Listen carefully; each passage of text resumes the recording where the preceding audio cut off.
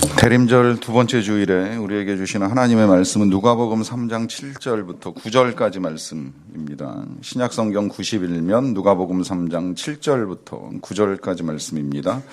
이 계시의 말씀을 제가 받들어 읽어드릴 때 살아계신 하나님의 음성을 들으실 수 있기를 바랍니다.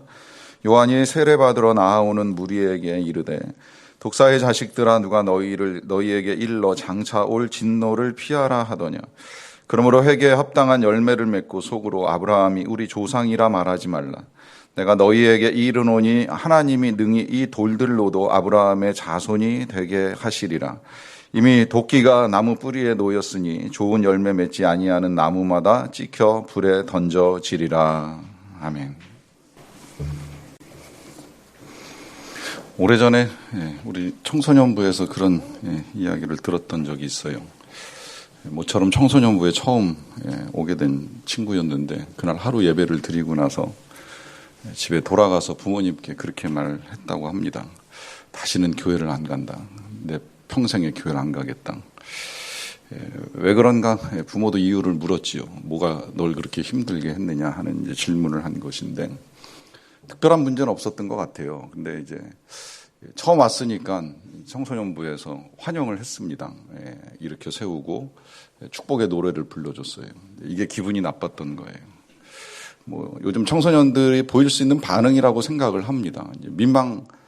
민망했겠지요. 많은 친구들이 쳐다보면서 축복을 해주는 그 상황이 불편하게 느껴졌다 생각이 듭니다.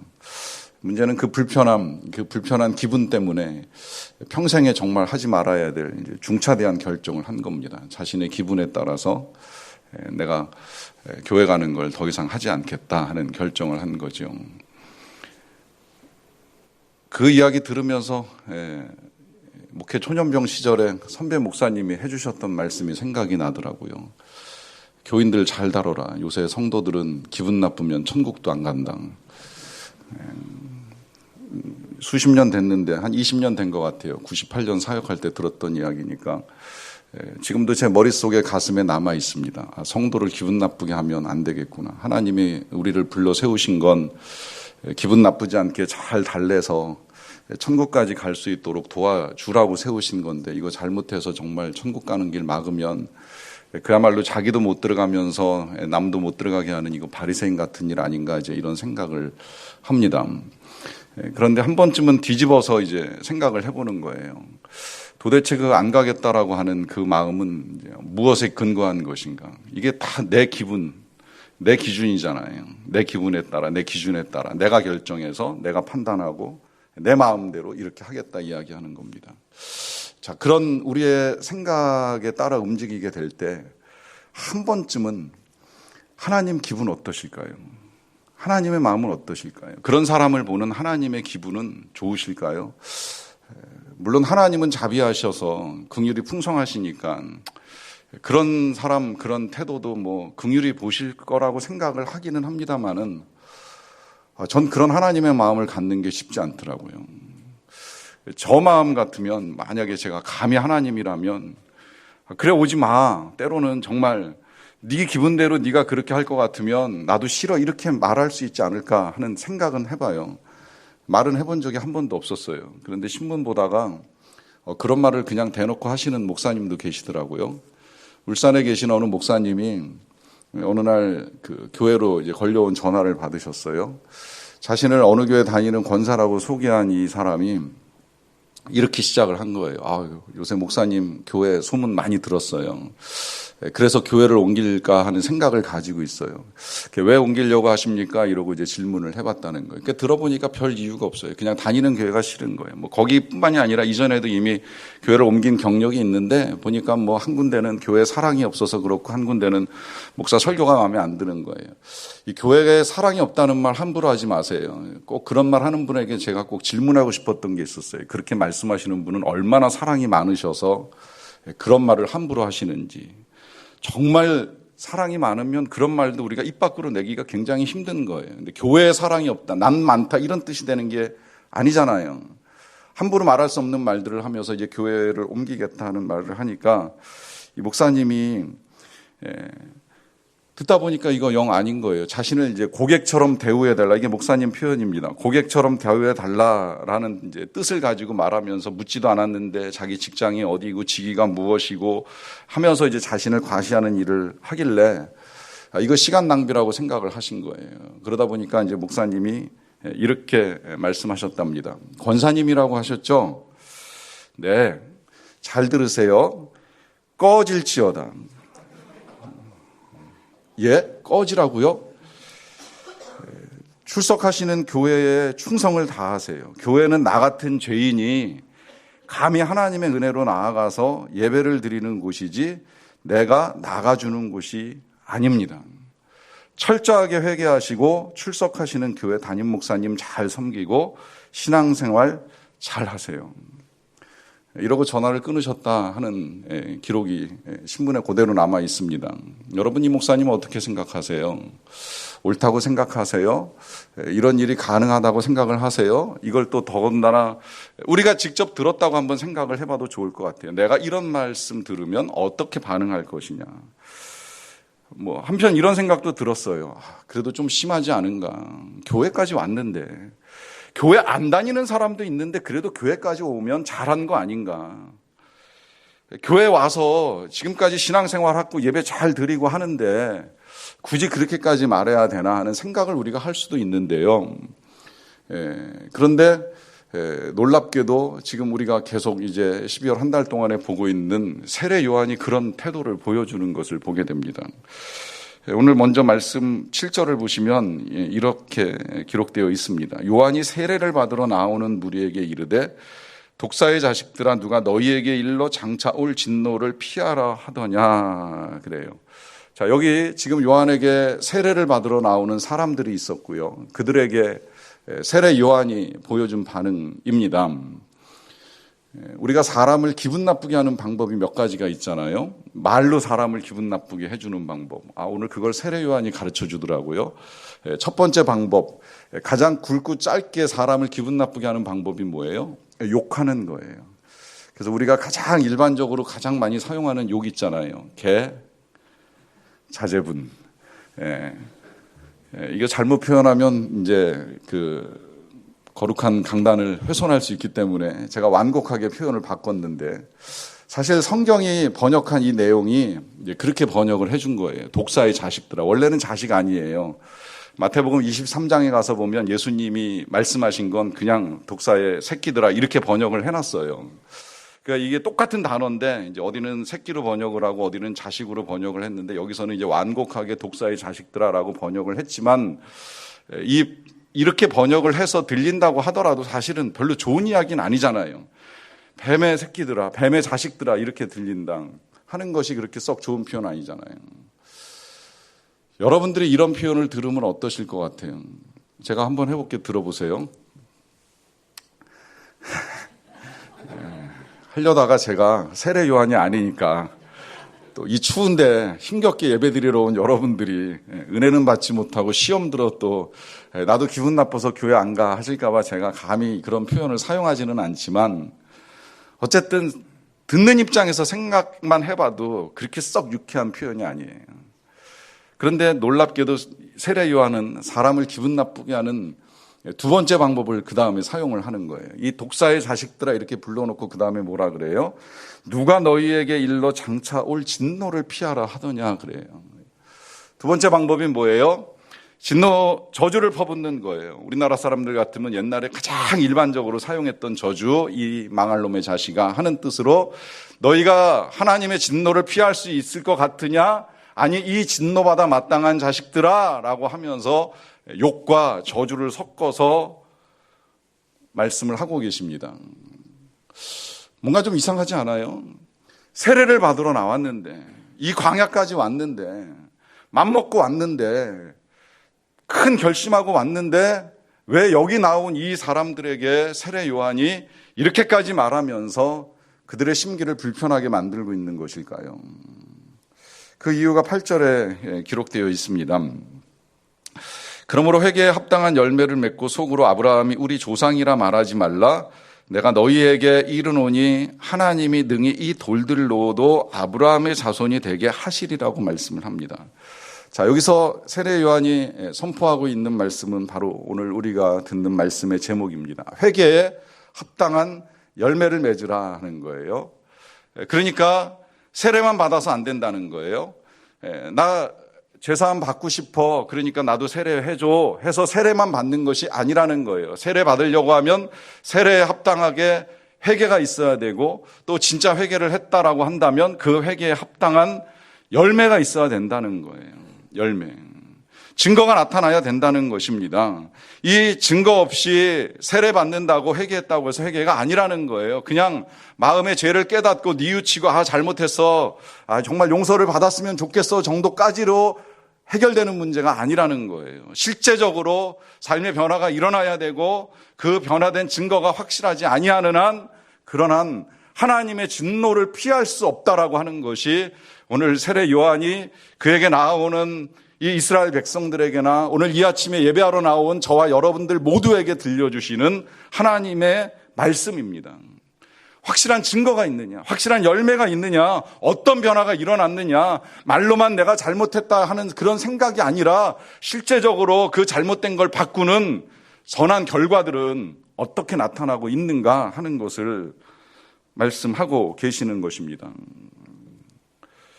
그러면서 이렇게까지 말씀하시잖아요. 속으로 아브라함이 우리의 조상이라고 말하지 말라라고 하는 거예요. 이걸 요즘 사람들이 독심술이라고도 이야기하고 관심법이라고도 이야기합니다. 속으로 하는 말 그렇게 말하지 말라는 거예요. 이거 이스라엘 백성들이 이렇게 말하는 건 이유가 있어요. 이스라엘 백성들은 이 아브라함의 후손이라는 거에 대한 굉장한 자부심이 있습니다. 그들은 선택받은 하나님의 백성이라고 하는 마음을 늘 가지고 살아왔어요. 그리고 그 마음 때문에 자신들은 절대 멸망하지 않을 것이라고 하는 확신을 가지고 있습니다. 하나님을 알지도 못하고 믿지도 않고 또 하나님이 선택하지도 않은 이방인이나 열방은 다 언젠가는 멸망하게 되겠지만 그 가운데 자신들은 멸망하지 않고 구원을 받을 것이라고 하는 확신을 가지고 살아왔기 때문에 지금 그들에게 하나님의 진노가 임할 것이라고 너희가 감히 하나님의 진노를 피할 수 있을 것이냐고 말씀하고 계시는 이 세례 요한의 말씀을 들으면 속으로 거부 반응이 나오는 거예요. 우리가 무슨 하나님의 진노를. 우린 택함 받았는데 우린 아브라함의 후손인데 왜 우리가 그런 일들을 겪어야 되느냐 하는 식의 반문이 있을 수 있다라고 하는 겁니다. 그러지 말라는 거예요. 여러분 이런 반문이 우리에게도 있을 수 있다는 거 아시죠?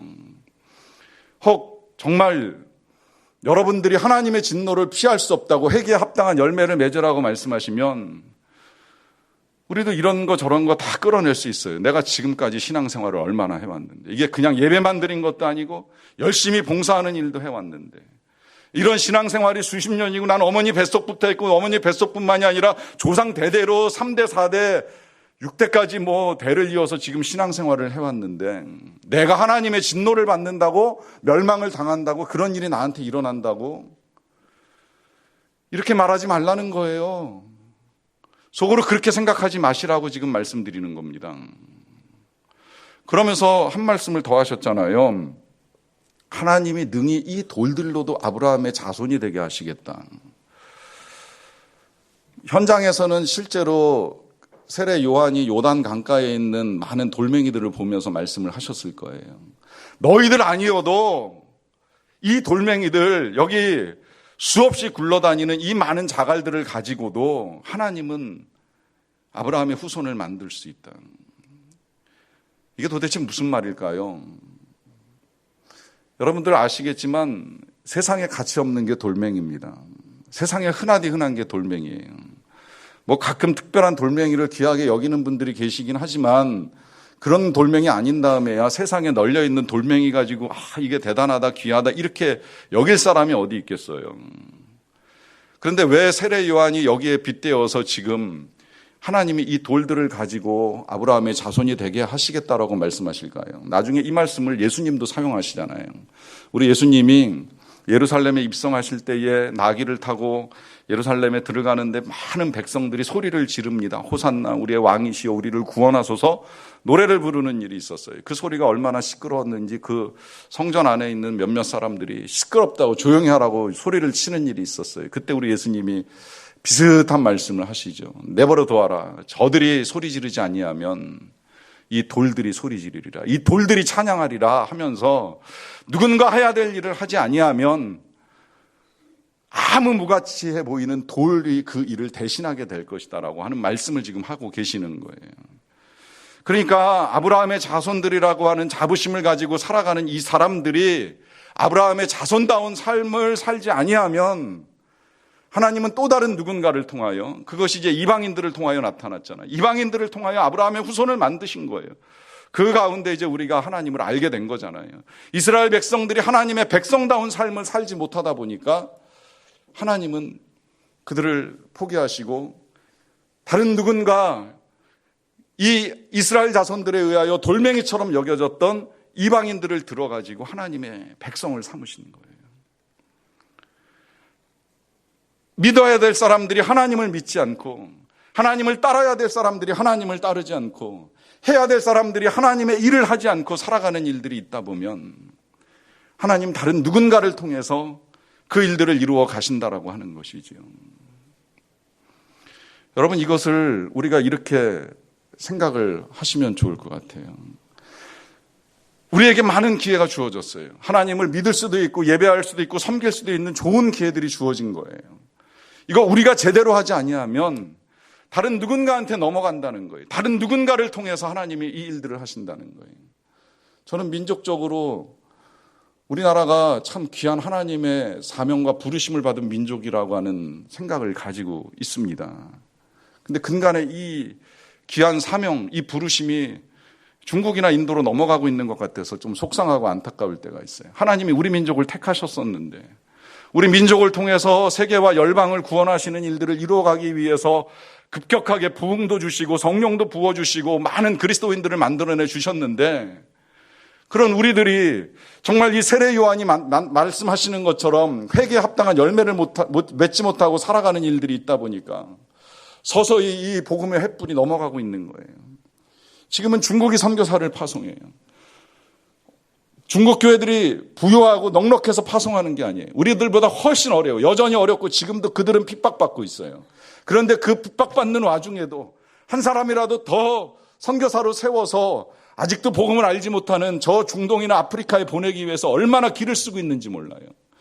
그런 선교의 현장들을 볼 때마다 이거 복음의 횃불이 우리나라에서 벌써 넘어가고 있는 것인가.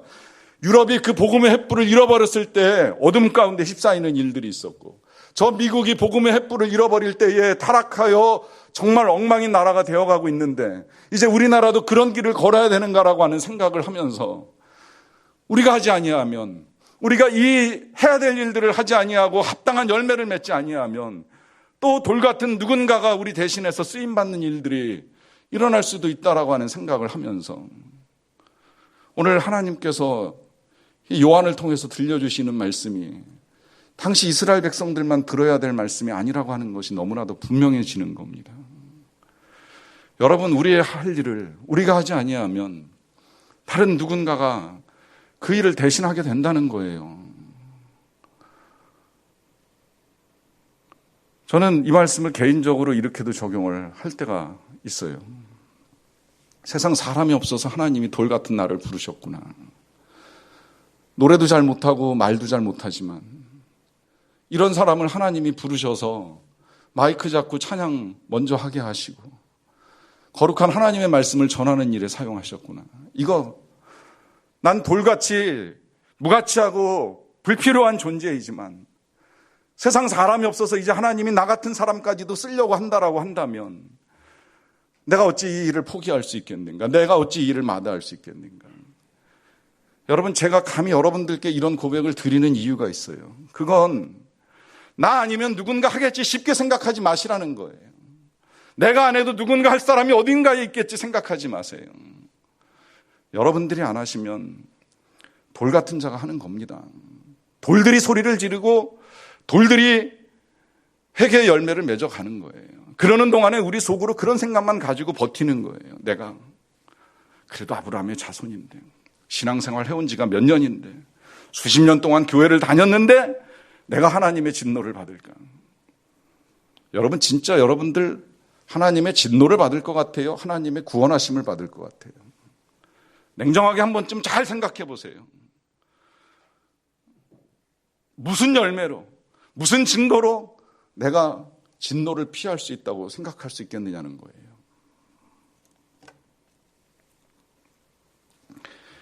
계속 말씀이 이어집니다. 9절입니다. 이미 도끼가 나무 뿌리에 놓였으니 좋은 열매 맺지 아니하는 나무마다 찍혀 불에 던져지리라 합니다. 도끼가 나무 뿌리에 놓였다라고 하는 이 말씀은 이제 곧 도끼질이 시작이 된다는 거죠. 나무를 친다는 겁니다. 나무를 치면 나무는 더 이상 살 수가 없습니다. 마찬가지로 심판이 임박했다라고 하는 거예요.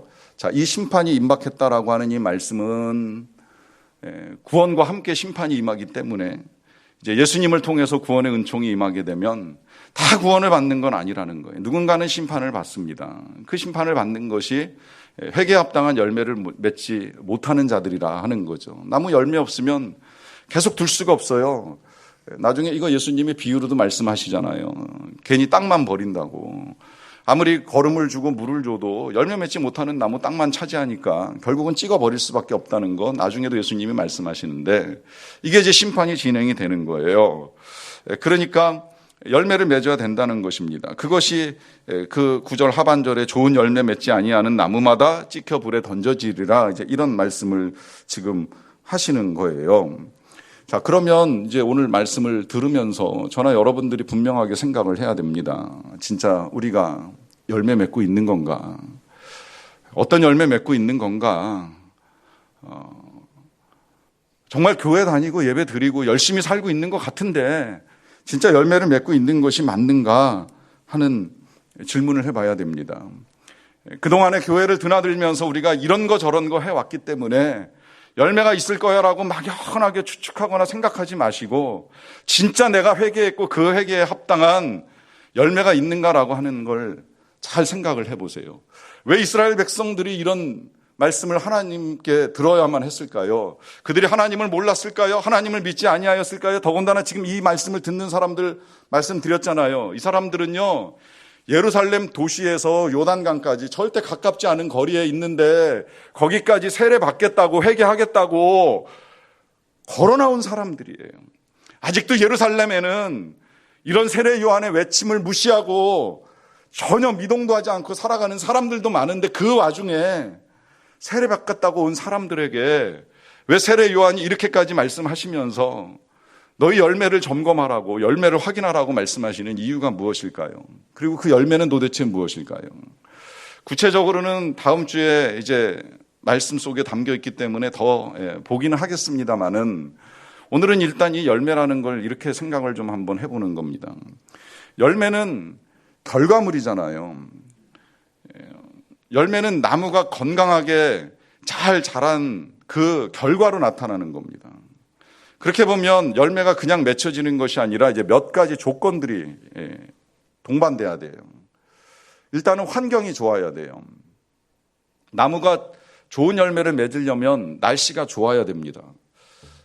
그래도 그나마 올여름 조금 덥기는 했어도 작년만 덜 해가지고 우리 교회 옥상에 있는 대추나무나 이 포도나무 보면 열매 많이 맺힌 편이에요. 그런데 안타깝게도 갑자기 마지막에 태풍이 부는 바람에 대추는 중간에 다 떨어져가지고 제대로 익은 걸 우리가 먹지 못했어요. 그래도 포도는 잘 버텨줘가지고 이제 우리가 하루 한번 다 같이 주일날 먹었잖아요. 작년 같은 경우에는 여름에 그 폭염이 너무 길다 보니까 열매들이 다 말라버린 거예요. 아무리 매일같이 우리 장로님, 집사님들이 이 물 주고 해도 소용이 없어요. 거둘 수가 없는 거예요. 다 말라버리고 끝났어요. 환경이 뒷받침이 안 되니까 열매가 없는 겁니다. 자, 그러면 우리의 환경, 저는 우리 하나님께서 정말 우리에게 주신 환경 너무 좋다고 생각해요. 세상에 지금 전 세계에서 대한민국 같이 예수 편하게 믿고 쉽게 믿을 수 있는 나라가 얼마나 됩니까? 자유롭게 교회 다닐 수 있고 자유롭게 찬양할 수 있고 자유롭게 기도할 수 있고 하는 이런 일들을 정말 얼마든지 할 수 있는 이런 나라, 거기다가 여름엔 시원하게 겨울엔 따뜻하게 예배할 수 있는 공간으로부터 많은 음향시설과 악기와 찬양대와 여러 가지 예배하기에 좋은 여건들을 갖춘 우리들은 하나님이 전 충분한 환경을 주셨다고 생각을 합니다. 그럼 이제 남는 문제는 나무의 문제가 되는 거예요. 자, 환경이 좋은 걸 기준으로 할 때에 그 다음에 이제 이 나무가 좋은 열매를 맺으려고 하면 두 가지가 필요합니다. 가지가 튼튼해야 되고 뿌리가 건강해야 됩니다. 가지가 튼튼하고 뿌리가 건강하지 않으면 절대 열매를 맺을 수 없다라고 하는 거예요. 자, 그러면 이 가지는 뭐고 이제 뿌리가 뭔가라고 하는 것이 그 다음에 중요해지는 겁니다. 간단하게 이해하기 위해서 여러분 이렇게 개념 정리를 하셔도 좋을 것 같아요. 가지는 여러분들의 마음이고요. 뿌리는 여러분들의 신앙입니다. 이때 신앙은 종교 생활이 아니라 여러분들과 하나님과의 관계를 말하는 겁니다. 자, 오늘은 도끼가 나무 뿌리에 놓였다고 하니까 뿌리만을 가지고 한번 생각을 해봅니다. 여러분, 하나님과의 관계가 어떠십니까? 하나님과 친하십니까? 친밀하십니까? 깊은 교제 속에 있으십니까? 하나님을 아십니까? 얼마나 알고 계십니까? 어느 정도 알고 있다고 생각을 하십니까? 잘 생각하셔야 돼요.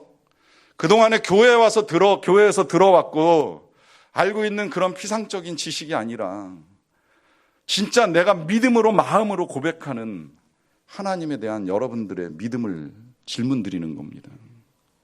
하나님이 여러분들을 사랑하신다는 걸 믿으세요? 이게 진짜 하나님을 아는 건데. 근데 왜 걱정하세요? 뭐가 그렇게 걱정인 거예요? 하나님이 여러분들의 삶에 채우시는 공급자, 아무것도 염려하지 말라고, 하나님이 입히신다고, 하나님이 먹이신다는 그 말씀을 믿으세요? 근데 왜 걱정하세요? 왜 염려하시는 거예요?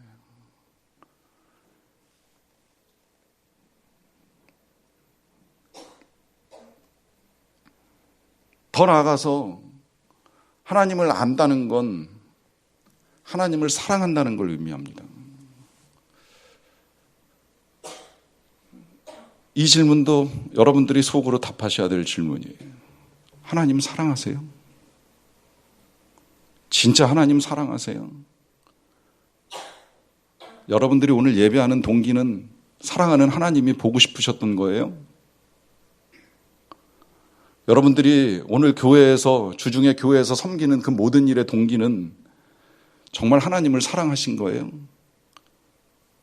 그리고 그 하나님을 사랑한다라고 했을 때 이렇게 확인을 해보셔도 좋을 것 같아요.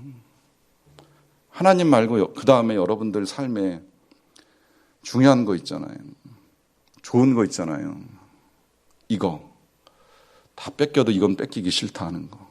다 버려도 이건 버릴 수 없다라고 하는 거. 뭐 대부분은 돈 아니면 자식일 가능성이 굉장히 높은데